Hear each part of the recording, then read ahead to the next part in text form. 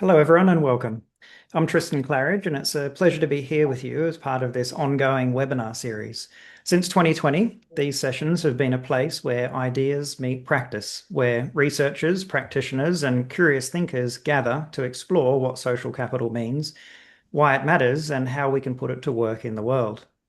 At the International Social Capital Association, we're committed to growing understanding and action around social capital. And we do that through conversations like this one, by learning together, by challenging assumptions and building the very relationships that we're here to talk about. If you find value in these conversations and want to stay connected, we'd love to welcome you to our community. We're honoured to be joined today by Dr. Aaron Nichols and Bridget Tehan for a presentation about the monetary value of social capital in post-disaster contexts, evidence from Australia. Aaron is a senior lecturer in the Department of Economics in Deakin Business School. He is a behavioural and experimental economist interested in how to measure and define unobservables within the revealed preference paradigm, and specifically in how rules of the market and the rules of the family interact. And we're also joined by Bridget, who is a senior advisor at the Australian Red Cross. She has more than 15 years' experience in emergency management and disaster resilience policy and practice, and has significant expertise in community resilience, including its strengths, needs, and priorities of people who may be vulnerable or disadvantaged before, during, and after emergencies, as well as in their needs for mitigation, transition, and adaptation to climate change. Welcome, Aaron and Bridget, and over to you for the presentation. Thank you so much, Tristan, and thank you to everybody for coming along. It's really great to be here today. I've attended a number of these webinars, and it's always just such a fantastic opportunity to hear more about the work that's going on around the world. And, you know, Tristan provides a really fantastic opportunity for us to come together and learn from one another. And I'm really grateful for the ongoing opportunity and for this opportunity in particular.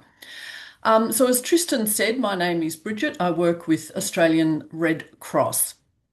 On to the next slide, please, Aaron. Before we commence, I would like to acknowledge the traditional owners of the lands upon which Aaron and myself, and certainly Tristan, meet here in Australia. I'd like to pay my respects to elders past and present, and recognise that sovereignty was never ceded. So, look, Australian Red Cross works in emergencies and disasters, much like all of the Red Cross societies around the world. And our work in emergencies and disasters is based on an evidence-based theory of change. Now, this theory of change includes four key capacities that we've identified as crucial to communities preparing for, coping with, and recovering from these life-changing events. And the four capacities are knowledge, connection, social capital, security, and well-being. And for almost 20 years, social capital or connection has been a really critical component of the work that we do with communities before, during, and after emergencies or disasters. And I'm just going to touch on a couple of those really quickly. So with our resilience work, we know that when communities are connected or when they have high levels of social capital, that they're able to help each other in an emergency and, if needed, during the recovery journey as well after an event.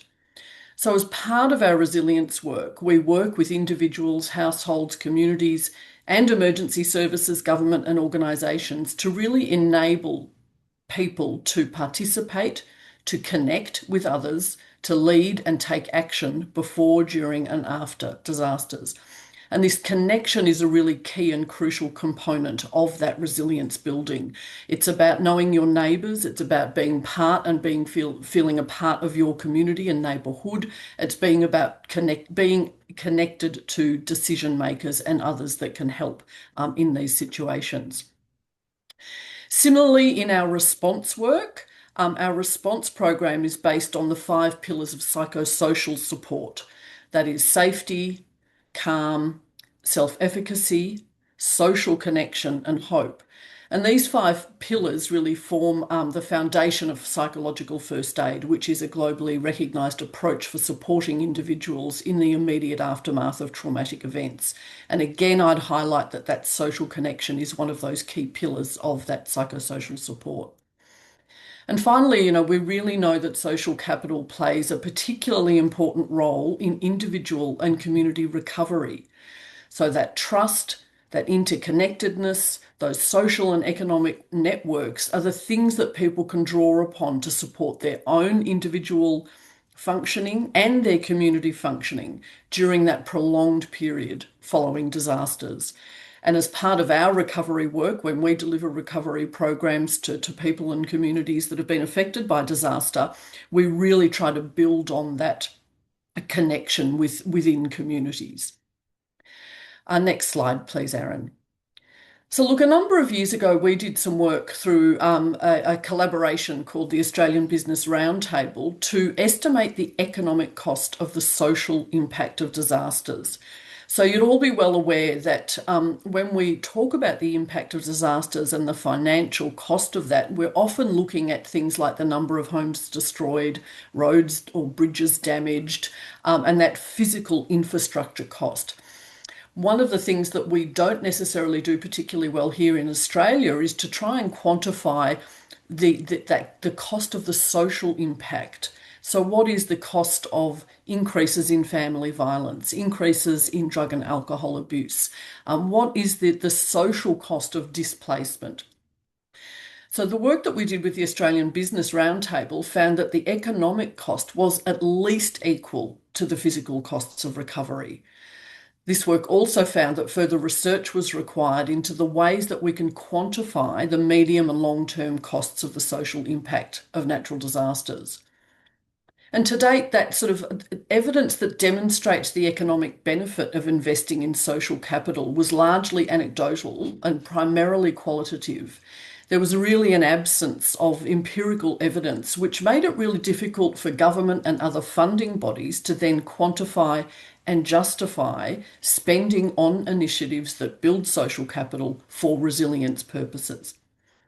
So, to help address this, last year Australian Red Cross commissioned Deakin University to undertake research into the role and monetary value of social capital in disasters. And the report was released late last year.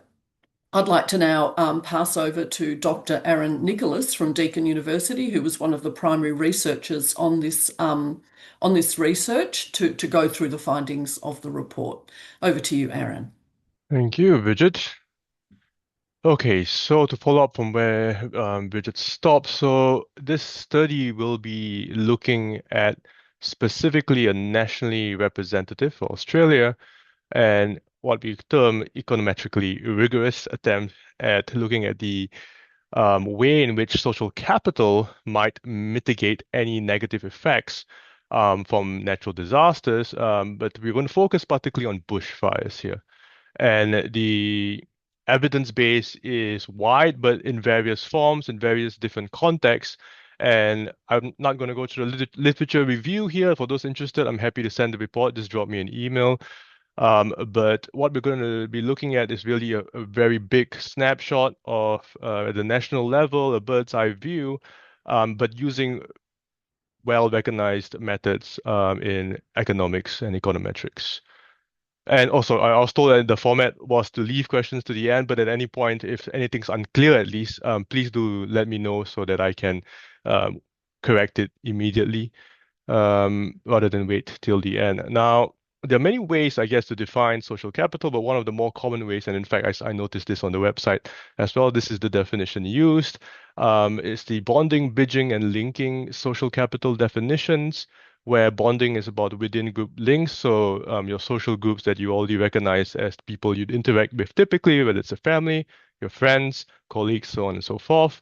And your closeness or ability to use those links is some form of bonding social capital, where bridging social capital moves across such groups or beyond such groups, those who are outside your typical realm of interactions. And linking social capital, which is some sort of movement across hierarchies, particularly links to people who are in charge or in power or who make decisions at a large level. For this study, we will be looking primarily at bonding and bridging social capital, but we won't be able to say too much about differences between them, and it will be clear when I tell you or show you the measure that we're going to use. Okay, so as I said, our main focus is really to look at this at a large scale, national-wide level. And so how do we go about doing this? We are going to use the Household Income and Labor Dynamics in Australia survey, also known as the HILDA. What this does is it tracks about 17,000 households, the same households, although sometimes they leave the sample and they have to be replaced. And these households are surveyed from 2001 to 2019, at least for our purposes. That's what we're going to be using. And what's interesting here is we are able to link this data with administrative state level data on exposure to bushfires. And what we're going to do is we're going to use a statistical area definition called an SA2. And Australia is broken up according to this classification from this figure, as you can see in this figure over here, by an SA2 definition, right? What you'll notice here is that the size of the areas are not uniformly distributed. So some areas are really big. That's because areas that are big tend to have more sparse populations. And so it's kind of trying to control for similar sized populations, although that's not exactly true either. But that's one way to think about why we have much larger divisions on, for example, the West Coast. And here we have the color coding according to SA2. The share or percentage of SA2 area burnt as an average across the year 2001 and 2019. So, for example, the very dark red areas have at least 12% of their mass or area burnt in a given year on average over those 20 years, if it's dark red, right? And so just looking at this, it looks like the west side of Australia, for example, tends to experience much more surface or area burnt. Although again, it's hard to say because the SA2 definitions are really large on the west coast, right? Simply because most of the population is on the east coast. Okay, so that's this percentage share of SA2 burnt is going to be our primary disaster variable, right? So the bushfire variable, this is what we're going to use, and variation of this is what we're going to track in order to kind of identify the effect of bushfires on outcomes that we are interested in. How we go about this, so why I'm going into detail because one of my co-authors did all the work on this and it's great work and he wants to show how amazing it is. So the kind of data we used, right? So we get the administrative data on what an SA2 area is. So for example, this gray line tells you the SA2 area for an area called Alexandra. And the red area shows you the state level data we have on the size of the bushfire. Right? And so once we interlay these two pieces of data on each other, we can therefore identify that for this area, Alexandra, this black bordered line is the amount of the size of the bushfire that affected specifically only Alexandra. And that's how we calculate the percentage of Alexandra that was burnt in a given year. Okay. And so we do this for the whole country except the areas that are white. And I think this is the largest white area where we have no, unfortunately, administrative data on, and therefore we have to exclude from the study. Okay, so that's our measure in terms of the disaster, which is the bushfire. And here we're going to look at the measure of social capital. For this, we use the HILDA survey, which is a survey on households. But what happens is the head or representative member of the household will answer this question, which is to what extent do you agree with these 5 questions about your neighborhood, right? And it's just a scale from 1 to 7, so some sort of Likert.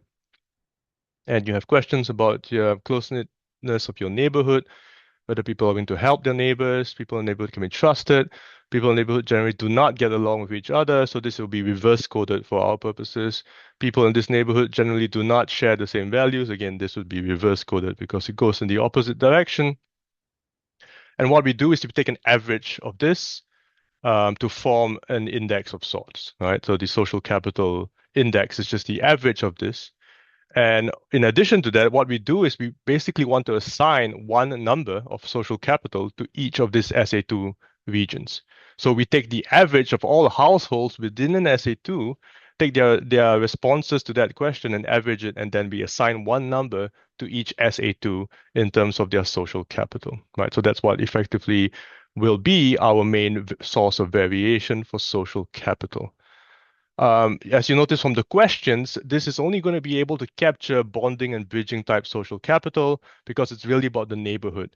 And we won't be able to differentiate bonding and bridging because within a neighborhood, we don't know how, I guess, whether you'd consider those relationships as bonding to start with, and we don't have data on that. And so it's going to be some combination of those.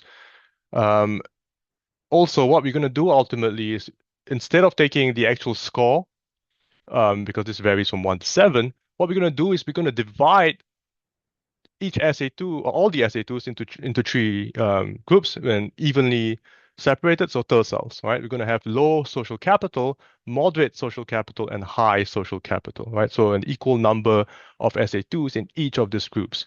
Now, why do we do this? It's because the effect of social capital in terms of mitigating the negative impacts of disasters may not be linear as we increase social capital, right? So as we increase social capital, you may find an effect at the low levels, but you may not find effects on high levels. Or it could be the other way around. As you increase social capital, it could be the case that social capital only starts having a strong mitigatory effect at very high levels. And so what we want to do with this classification is it allows us to compare the impact of social capital at a low level versus a high level. Okay, and so as a starting point, we just did three groups. Of course, you could do any number of different groups. But the group comparison allows us to make non-linear hypothesis with regards to the relationship. Okay. Now, this is the SA2 mapping according to this social capital measure. Okay, now the darker red indicates the high level of social capital. The pinkish is moderate or medium levels, and the lightest color is the low level of social capital. Remember, this is a tercile, so there's an actually equal number of SA2s assigned to each group. The gray areas, unfortunately, we don't have any data on, and you'll notice that we actually have less data on this than we did on the bushfires, right? Why? It's because this one comes from survey data, whereas the bushfire data is administrative data, and so we have more information on that. But unfortunately, we will be reduced to this, the lowest denominator, simply because we have to combine all the data. Okay. Finally, we come to our third variable, which is the outcome indicator. So just a quick recap of what we're actually interested in doing here. We are interested in knowing whether having more social capital reduces the negative impact of a natural disaster, namely bushfires. However, the impact or negative impacts of bushfires, we're going to measure using three different outcomes. Okay, life satisfaction, mental health, and income.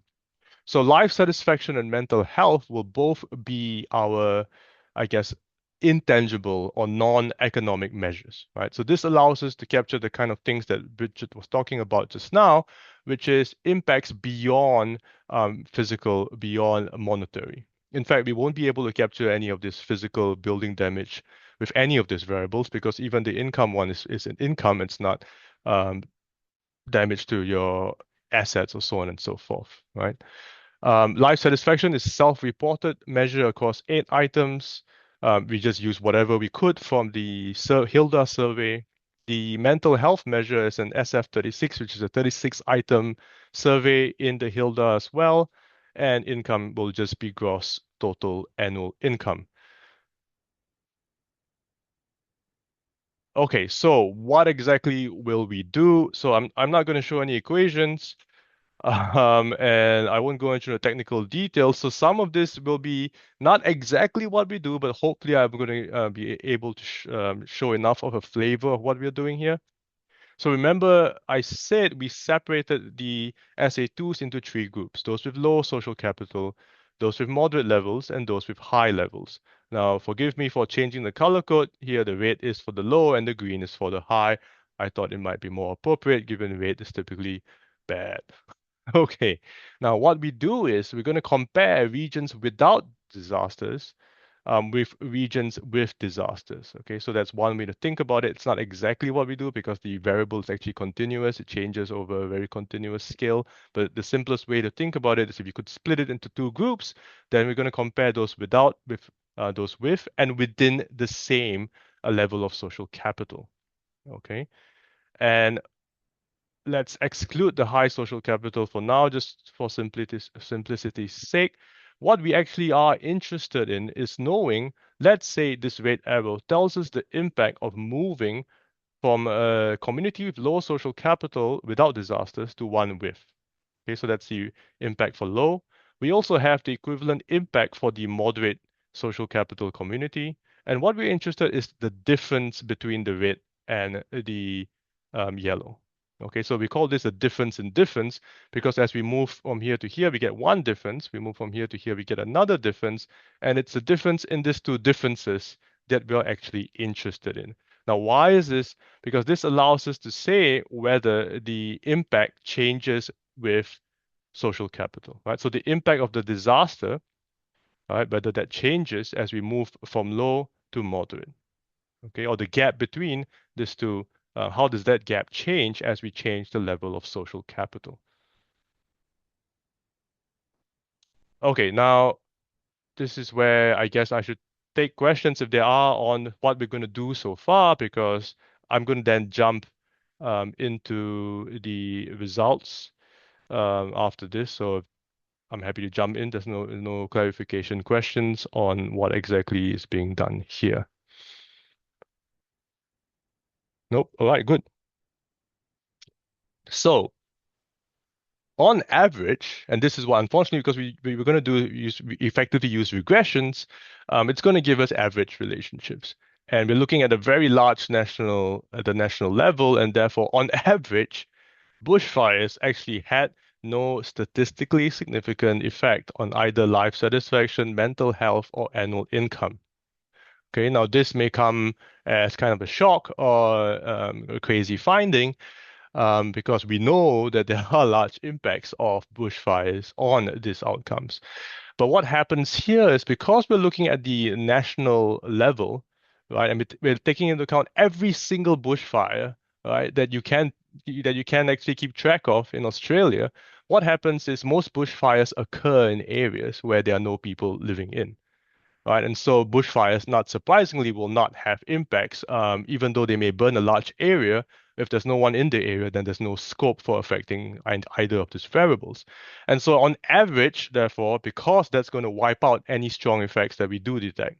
Okay, and so in that sense, we don't want to harp on this non-effect, overall effect, right? So that's not, I guess, that interesting once because we're looking at such a high or large level. Now, we do, however, detect negative effects of the bushfires on certain population subgroups. Okay, and so that's what I'm going to focus on. All right, so remember I had the low, the moderate, and the high level of social capital based on that questionnaire response and that index that we constructed for that. Now, the first subgroup that we found effects or that I want to focus on is the subgroup that actually has the largest negative impact, well, the largest mitigatory impact also from social capital, and it's those living in remote regions in Australia. Okay, so you have those living in urban areas, then you have people living in regional areas, and remote areas are basically the most sparsely populated. And it's there that we actually find our strongest effects.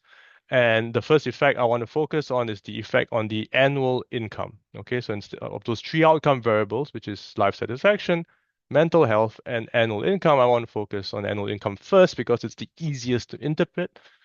Now, if you have low social capital in a remote region, what we find is that this reduces, on average, an individual's annual income by $2,304. Okay. Now, we don't exactly know why. It could be unemployment. It could be you switch to a lower job. It could be that you take permanent leave for the period that's relevant. We don't know, but that's the direct impact on income itself. If, however, you have a moderate level of social capital or you're in a community, so let me be more specific. If you're living in a community with a moderate level of social capital in a remote region, then the actual negative impact of the bushfire on the annual income is actually only $101 now. It's still negative, but it's only 101 now, right? And the impact when you're on a high level of social capital is the same. Why? Because we couldn't detect any statistical difference between moderate or high levels of social capital.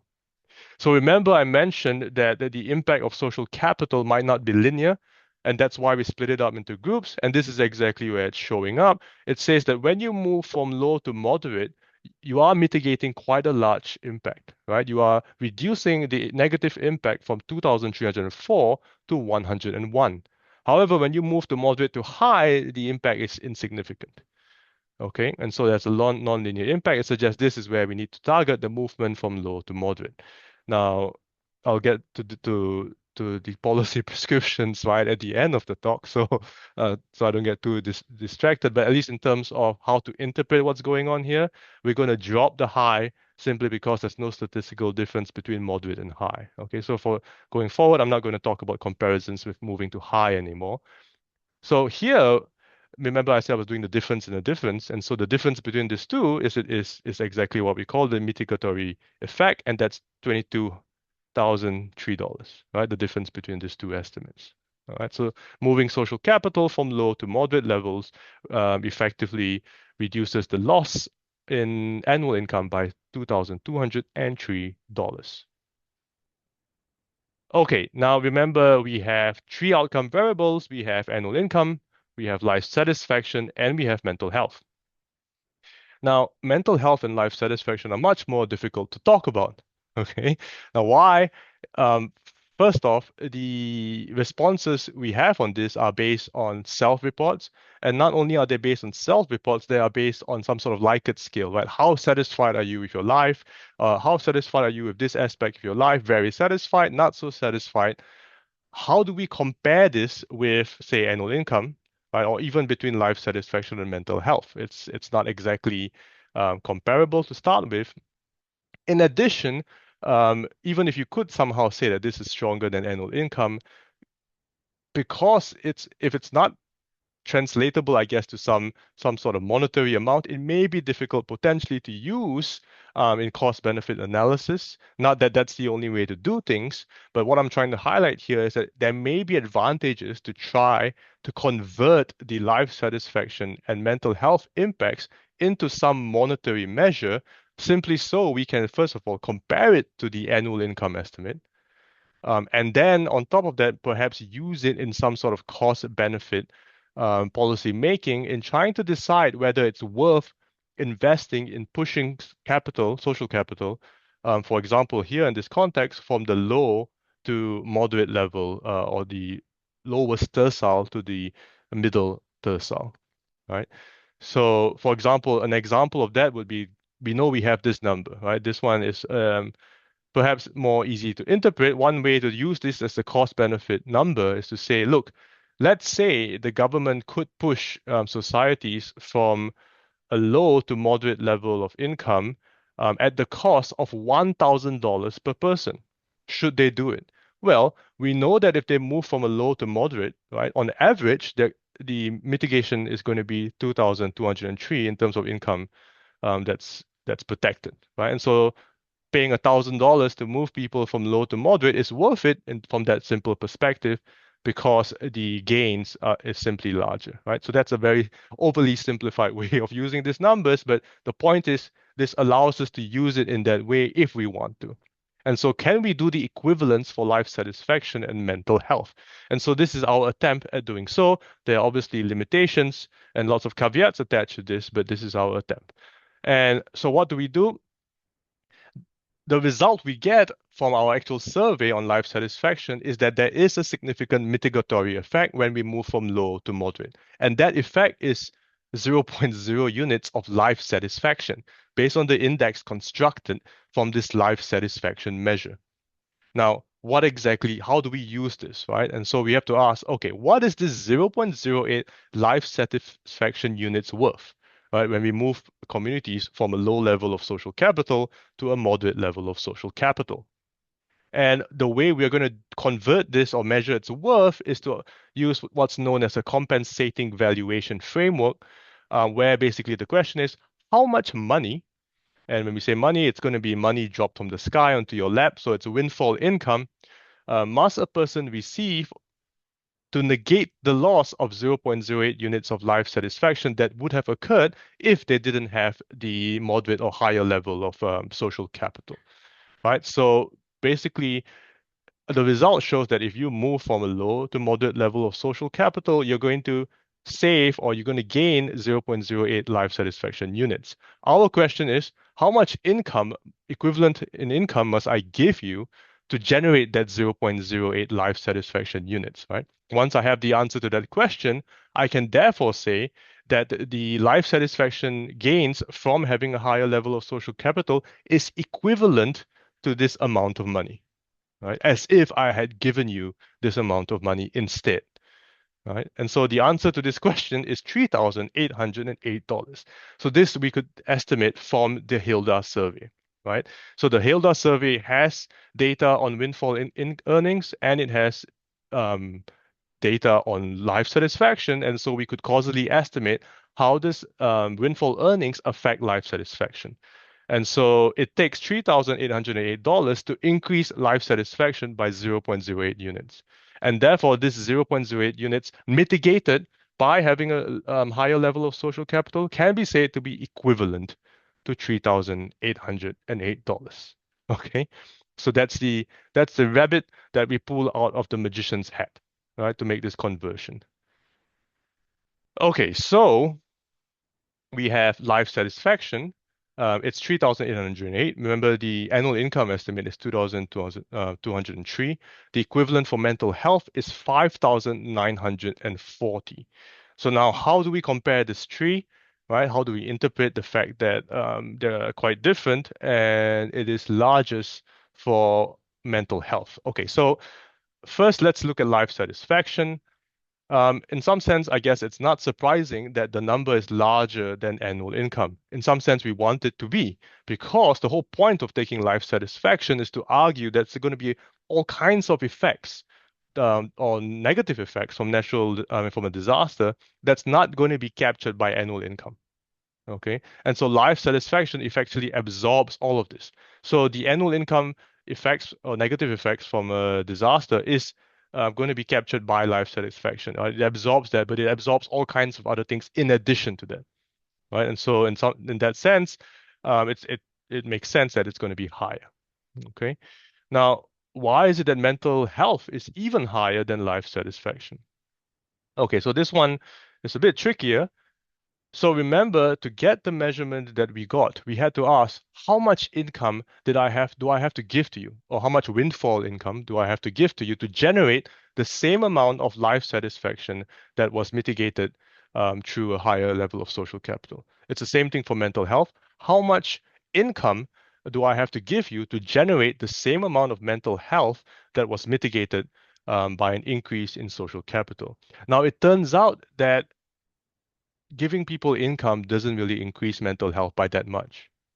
And that's why we get a large number here, right? So the point is, because income doesn't tend to increase mental health by much, then we have to give quite a lot of income in order to mitigate mental health losses, right? So this large number tells us, quite interestingly enough, in some way, that's one way of interpreting it, is if you are actually interested in mitigating mental health losses from a disaster, it may be much more efficient to do it through increasing social capital than expose doing it by transferring income, right? Because income doesn't have strong effects on mental health, at least within the sample that we're looking at here, right? And that's why mental health has a higher value than life satisfaction. So I guess this raises some interesting questions on what policymakers should target, right? After a disaster, what do you want to, I guess, um, mitigate? What do you want to bring people back to prior to the disaster? Is it income that you're worried about? Is it economic features? Is it their life satisfaction? Is it their mental health? Right? Because this question gives us very different approaches and very different estimates as to how much it's worth investing in something like social capital. Okay. Another way to think about the estimates that we got. So remember, our estimates on life satisfaction and mental health is not exactly the same as the annual income because we had to do the magic trick of converting them into monetary numbers. One way to interpret them, it's equivalent to giving this $3,808 of unexpected compensatory cash after a disaster, right? So if you think of two policies, one where should I increase social capital from low to moderate levels in this community, or should I, after a disaster, simply provide a cash transfer, right? Then this tells us it's as if this movement from low to moderate is equivalent to a policy that transfers $3,808 after a disaster, right? And that allows you to do that so-called equivalent cost benefit analysis. Okay, that was quite a mouthful. Any questions? All right, so just to inflate the numbers a bit, the back of the envelope calculation that we can do. So the average size of the population in a remote community. So remember, all these results that we have is for remote regions, right? And so in our population, which is the whole of Australia, the average size of a remote community is 6,770. Right? And therefore, if you use the most conservative estimate we have, which is this, which is on the loss on annual income, and so moving communities from a low to moderate level of social capital for the average size population in Australia is going to mitigate an annual income loss of around $15 million, right? Again, this is an average, so you can't apply it to every single community. It's just what happens if you did apply it to all of them. On average, this is what would happen, right? Now, if you move to a life satisfaction equivalent, it then goes up to 25 million simply because life satisfaction is 3,808 per individual. Okay, so this is the back of the envelope. Please don't quote me on this. It's just to show that look, if it's potentially quite large, right? Okay, now did we find other effects? We also found effects on individuals age above 66. Social capital did have a mitigatory effect on life satisfaction. It didn't affect income. It didn't affect mental health for this group, actually, only life satisfaction. And it also had an impact on those who are marginally attached to the labor force. Again, only life satisfaction. So it's interesting. Life satisfaction really is picking up a lot of things that mental health and income cannot pick up, right? Um, Sorry, what's marginally attached to the labor force? It's people who are not looking for work, so therefore you can't be unemployed because you're not looking for work, but you would work if you were offered a job, right? So it's kind of this really strange in between place, right? And there we do find some effect. But these numbers are much lower than the equivalent we saw for those in the remote region. So this is 396 for the age above 66, and this is 276 for those marginally attached to the labor force. Okay. So that's basically it for our, I guess, main results, or at least results that we're confident enough to present. Now, I guess one way to think about one thing I've been harping about at least is using these numbers for cost benefit analysis, right? However, we can't actually do cost benefit analysis because what we have is really just the benefits, right? These numbers are basically the benefits of moving societies from a low level of social capital to moderate levels. Now, what we don't have is actually the cost, which is how much does it cost to move a community from a low tercile to a middle tercile of social capital, right? And this question is very difficult, obviously, because it's going to vary considerably by the context. And so, but basically to use this as in a cost benefit framework, that needs to be answered, right? However, one thing useful in this project, the result is because, for example, vulnerable groups like those in remote regions are the groups that should be targeted. It may make sense to ask how much does it cost to raise the social capital levels, particularly those who are in remote regions with low social levels of social capital, right? At least that targeted information search would make sense. Okay, so summary of what we have.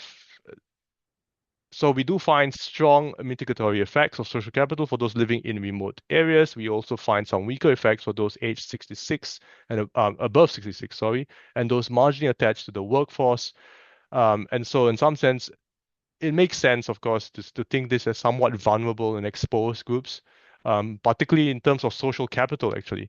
Or we may think of it the other way, which is these are groups for which we would expect to be much more reliant on social capital as well, right? Of course, this is ex post rationalization. You can imagine a lot of other groups that would be reliant as well, which we don't find effects for. But at least this group that we do find effects for, they're consistent with the story that social capital, it makes sense that social capital would somehow have an impact on them. Okay, so the study has been, of course, like I said, differentiating from existing studies by looking at a large-scale national level view, but this comes at a cost.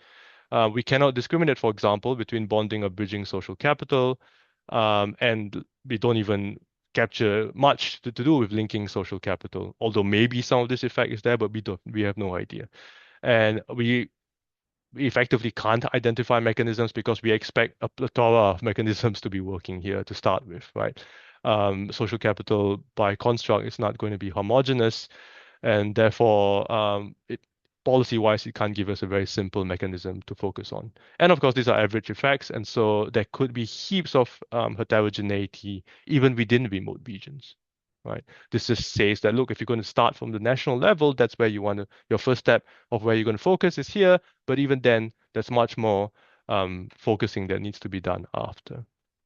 And that's it. So, Bridget, do you want to? Oh no, that's sorry. Did you want to say anything on this or? I'll just quickly thank you so much for presenting that, Aaron. I think that the findings of this research for Red Cross really underscore the necessity of prioritising investment in social capital. And we really see this investment as having a double dividend. Communities with strong social capital can thrive on a day-to-day basis, and they're better equipped to withstand sort of everyday shocks and challenges. And in terms of this research, this is made, very prominent in the case of life satisfaction, mental health and wellbeing, and income. But for Red Cross and I guess other people working in the disaster resilience space, it also means that communities affected by disaster that have had that investment in social capital can recover faster, have improved mental health, and greater economic stability after disasters. So I think we really see this piece of research as adding to the global body of knowledge. I think there's a lot more research that needs to be done. We're starting to think about social capital and its relation to social cohesion and what that might look like, what some of the frameworks and measurements and underlying data that we can utilise to really understand what that means, particularly from a disaster resilience perspective. But as I said, social capital, I think, does offer a double dividend. It really supports communities to function well on a day-to-day basis, and it ensures that they're better placed to cope with the impacts of disaster. So that's the end of our sort of formal presentation, I guess. And I'm available for any questions from a Red Cross perspective. And of course, Aaron can answer any questions from a research perspective. So I'll pass it over to you. Thank you. Thanks so much, Aaron and Bridget. Fascinating presentation and really great to see the way you've really brought this to life and put some numbers on it, which I think is so often the challenge with this kind of work is it's hard to communicate just exactly what the kind of impact is and just how important it is. So it's great to see some numbers. So we'll have some questions and discussion now. You can either raise your hand, which you'll find within Zoom under the React button. When I call upon you to ask your question, you can unmute yourself to do so. Alternatively, you can post in the chat, and if you're not in a position to speak yourself, just let me know in the chat and I'll be happy to read out the question on your behalf. So feel free to get your questions in now, but perhaps I'll start with the first one. It seems like this is obvious stuff, and we just need numbers to be able to communicate to people just how important it is. And the first instinct I had was that you could almost add the three numbers together, but there's clearly some overlap between them, so it's not quite as simple as that. But then we could also just go through a very long list of other things that we could potentially try to value as well that are impacts and outcomes of social capital in a community. And it can be quite significant. And when you add all those together, of course, then you get an even bigger number again. But I guess that process is very difficult to do. But what do you think about trying to identify where the overlap is and how we might go about trying to get one number rather than three different numbers? So very good question. In terms of overlap, there's actually two sources of potential overlap. I'll talk about the, in some sense, easier one. So for example, even the subgroups overlap. So you can imagine, for example, if you're age over to 66 and you're marginally attached to the labor force and you're living in a remote area, then we simply, in some sense, add up all these numbers, right? But that's not true because our study does not allow us to account for that. But you could. And so now that we found this, for example, these three characteristics are particularly important, you could estimate a special model that tries to estimate all of it jointly at the same time. That would give you that one number for a group with all three characteristics, for example. But here we can't, so they're not additive. Now, for the other one, which is this number here, this one we can't add up at all in some sense because, for example, life satisfaction would include a loss in income, right? So your life satisfaction goes down partly because your income has gone down. And your life satisfaction goes down partly because mental health has gone down. So in some sense, life satisfaction we would imagine is the most absorbing state, but we don't know. It could be that mental health is the highest state. I mean, it's definitely the case that the economic factor is the lower level one, and the non-tangibles are the higher. But there's a ranking and there's an overlap, and therefore it's an interesting question because that's why I highlighted in some sense that policymakers have to ask which variable they actually want to target. They're not the same things, right? And they're definitely not additive either, right? So it's an interesting, in some sense, philosophical question. But I mean that has actually very huge impacts because how you answer this question determines whether it's worth investing 2002 versus close to 6,000, three times the amount in social capital, for example. Right. And it really does seem like they're overlapping, that mental health includes life satisfaction to some extent, but there's more to it than that. And vice versa, life satisfaction includes mental health, but there's more to it than that as well. So they're Exactly. overlapping in that kind of way. But the fact that the mental health number is bigger seems to indicate that it is more important as long as you assume that mental health is also more important. Exactly. Exactly. So it's an interesting kind of, we've got a number, but we still have to find that particular factor to be worthy of spending that money on to have its importance in its own right. I guess the typical stance is people don't even think that these things are affected, and therefore they don't even ask this difficult question. But these numbers, I guess, kind of points out that unfortunately we have to answer this question, this difficult question, because it has a huge impact on how we do policy. Yeah, But for yeah, there are sure. no easy answers. No. So feel free to get your questions in. If you have any questions, feel free to either raise your hand or post in the chat. Elizabeth, feel free to unmute yourself. Okay, thank you. That was a wonderful presentation. I have a question for each of the presenters. Bridget, I'll start with you. What has the feedback been to the report? How has the reception been on it? Oh, that's a fantastic question. Thank you, Elizabeth. And great that you are up in the middle of the night, and I hope you're well and not too sleepy. Um, we've had a fantastic response to this report, as evidenced by the fact that we're presenting it here today, almost a year after it was released. It certainly generated a lot of interest within the emergency management and disaster resilience sector here in Australia, and there is this sort of slowly growing body of knowledge and understanding around social capital and I guess around the sociology, if you like, of disasters more broadly, and really moving beyond that sort of that quantification of disasters from either an insurance perspective or a rebuilding perspective, and really a much more nuanced understanding about the impact of disasters on community functioning, on individual well-being, and so forth. And so, we're really we've seen a lot of engagement and uptake of this report and of the findings of the report.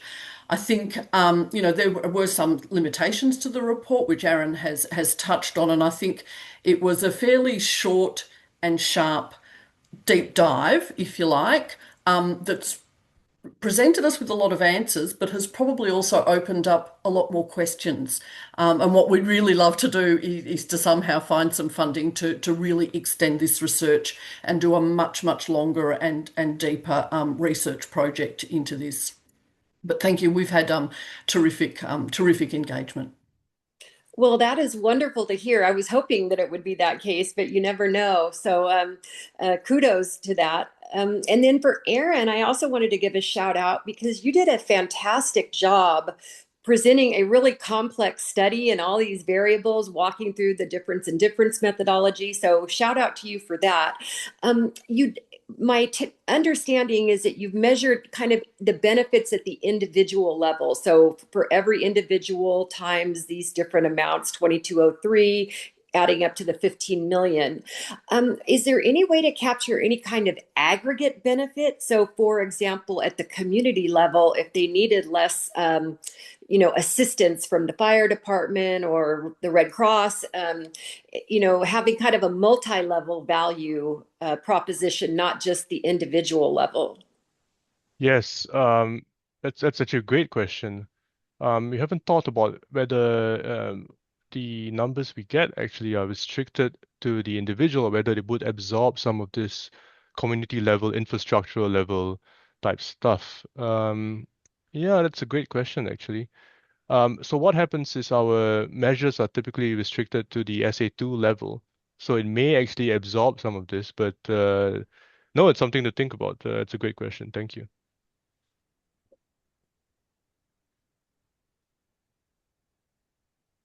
Certainly is a great question. And I think you're onto something with that too, Elizabeth, because I think there probably are some community level impacts that we could have a look at and take into account. And there's bound to be other things too. Like we looked at three different things: annual income, life satisfaction, mental health. But you could probably list off another 20 or 30 or 100 different things that also potentially are impacted by disasters and related to social capital. And so this, I think, is just a really good exemplar of three of those things. And like the hope, I guess, is that people take notice of it and say, yes, we should be investing in social capital because there's a very tangible return on that investment. There's a very tangible reason to make that investment. And our inability, if it's true that our estimates don't capture the things just mentioned, then we're actually underestimating it, right? So this is a conservative estimate of the potential benefits. Yeah, correct. So feel free to get your questions in. We do have a little bit of time if you have any questions that you'd like to explore. I mean, I guess from my side, I'm really interested in what the next step is. I know that funding is always a challenge. We need to get funding in order to do more work. But if you had a nice big bucket of money, what would be on the top of your wish list? Aaron, you go first from a researcher perspective, and then I'll sort of come in as a user, if you like. Well, not in terms of research that I can do, but I would like to know how much it costs to actually increase social capital. I mean, I would actually want to know that, but I don't have the capacity to do that kind of research actually. Personally, for our the kind of research that we can and the kind of data we potentially can get, it's exactly the kind of stuff mentioned already. We need to dig deeper into mechanisms, right? What exactly is going on? What are the channels? And is it going to be the case that social capital works when you have some sort of critical mass? Certain kinds of communities, or so on and so forth, definitely. And of course, the challenge with that question of how much does it cost to increase social capital, it's going to be for initiative X, it costs this much. And for initiative Y, it costs a different amount potentially. And the effectiveness of X and Y might be quite different. And that's part of the work that we need to do is explore like what are the mechanisms to increase social capital and which ones end up having the most impact for the least amount of overall cost. Mm-hmm.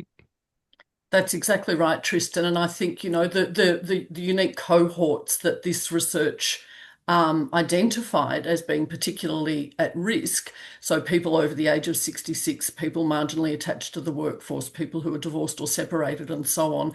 It'd be really interesting to be able to dig deeper into those cohorts to understand why that was.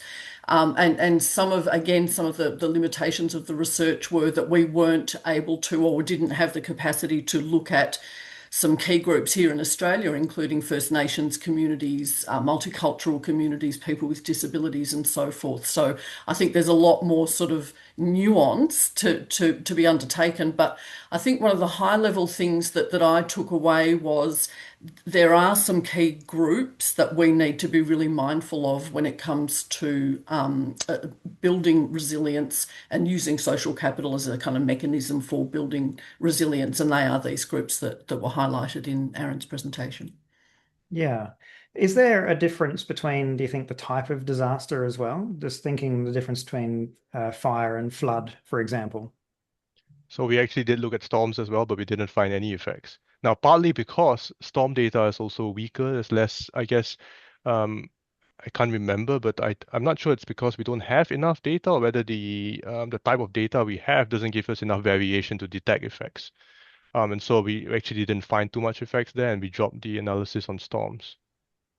Right. Yeah, and I think flood data in Australia is not consistent, whereas the bushfire data was much more consistent across the states and territories. So we're able to bring it all together and compare like with like. But yeah, Yeah. that's a great question, Tristan. And certainly, we've had very significant floods in the past few years here in Australia, and what we're seeing as Red Cross in terms of the impacts on communities is quite different to what we see following bushfires. Yeah, and I guess the pattern in which people are affected by these types of disasters probably matters because if some people are very severely and negatively affected, whereas other people are virtually unaffected at all, then that's going to perhaps hide some of the significance of the effects within the data as well. Exactly.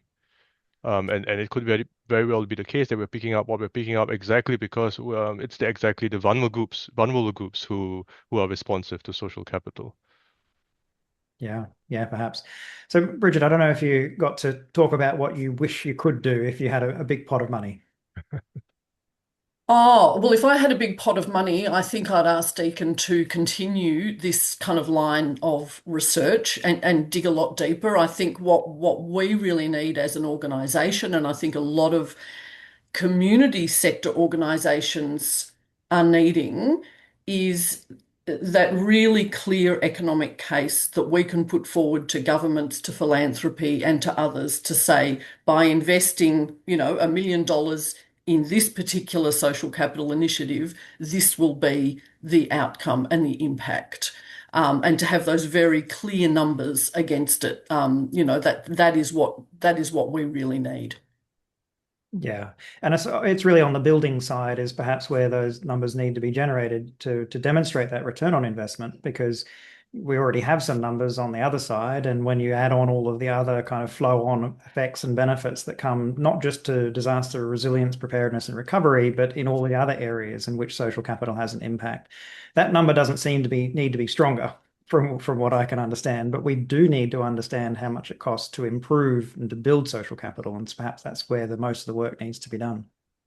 Yeah, I think you're right, Tristan. And I think there's also a situation of sectors not actually talking to one another and sharing things with one another. So, where you might have a sector over here that's got a great case and has made all the economic arguments and so forth, but the emergency management disaster resilience sector isn't actually talking to them and isn't aware. So, we're all missing out, in our silos. Yeah, precisely. So we'll get to Elizabeth's question in the chat in just a minute. But Jean, would you like to unmute yourself and ask your question or comment? Oh, yeah, right. Yes, can you hear from me? Can you hear from me Yes. now? Yes. All right. So thank you very much for your presentation for both presenters. I'm coming from the Seychelles, and I think this study has direct implication for a small island state like the Seychelles, which is very vulnerable in terms of the environment, all the different impact, climate change, the sea level rise and all. I think I've learned quite a lot, which obviously I can sort of make use of the findings for the improvement of the work that I'm doing here in the agricultural sector within the Seychelles. But I was wondering, it is interesting, by the way, to see that you've been able to sort of put some numbers, obviously, to social capital and different effect. But when it comes to the transformation from social capital to economic capital, how do you think your studies would sort of give some kind of recommendation with regards to the transformation of social capital to economic capital? Because I'm beginning to see that your studies is leading towards this dimension. Thank you.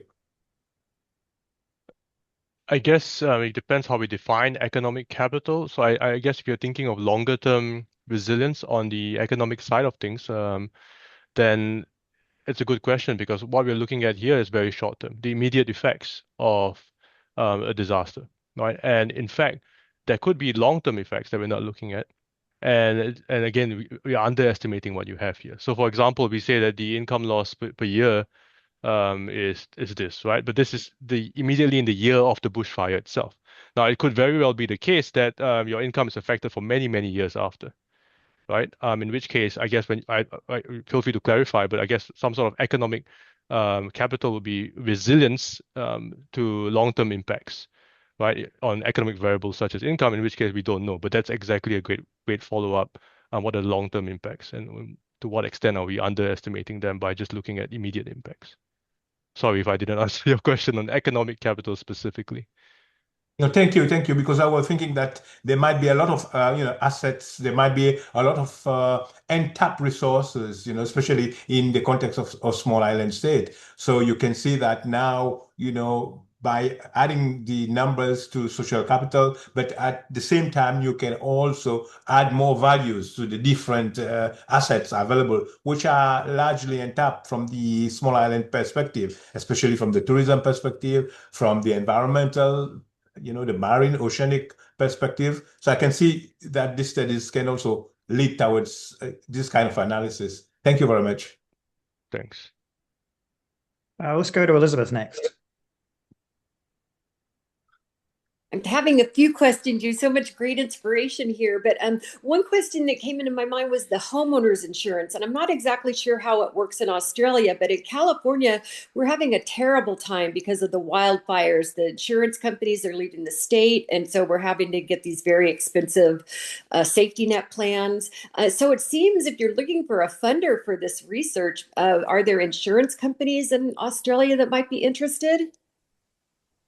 That's a fantastic suggestion, Elizabeth. And I must say, I hadn't even thought about it. I mean, and we do a lot of work with insurance companies and we receive funding from a number of insurance companies to deliver programs across the country. It'd be certainly worth talking with them and sharing it with them so that they can understand, I guess, beyond the of insurability and uninsurability, and we are facing a similar crisis here in this country with regards to insurance. Affordability and unaffordability, accessibility and inaccessibility, but then, of course, also now this question of social capital. I think it's a really terrific suggestion. Thank you. Yeah, you're welcome. What gave me the idea, ESG, environmental social governance, has become dirty words or dirty initials here. But it's funny, the insurance companies, because of the risk associated with climate change, they're paying attention because of the risk models. So that's what planted the seed. And you've done such great work on this report. The other thing I was familiar with is this something called Phoenix Australia's Recovery Capitals. Mm-hmm. And it seems like there's a nice synergy between that and your work. Yeah, that's another really good suggestion, Elizabeth. And Australian Red Cross was heavily involved in the development of those recovery capitals with Phoenix and a number of universities and organisations across the country. And interestingly enough, that project has received some additional funding to expand, which is absolutely fantastic. I hadn't thought of bringing the two together, but of course, as you popped in the chat and as you've spoken, I've realised, yeah, actually there might be some really interesting points of connection or synergy, as you suggest.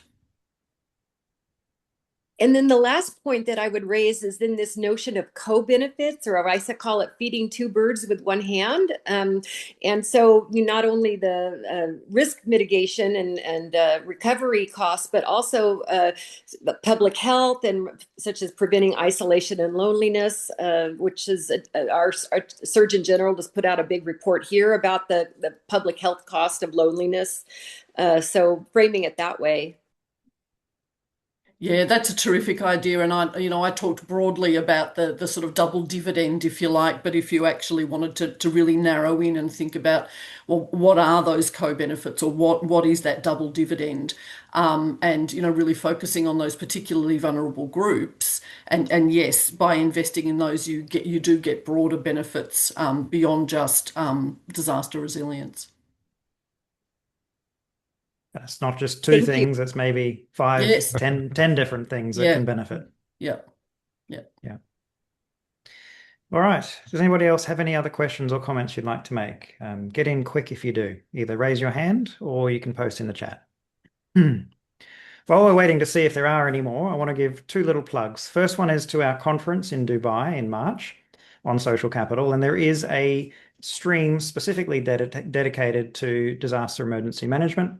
We've got some great invited speakers for that, and of course a lot of other people presenting, and it's not too late if you want to submit a proposal to come to Dubai in March.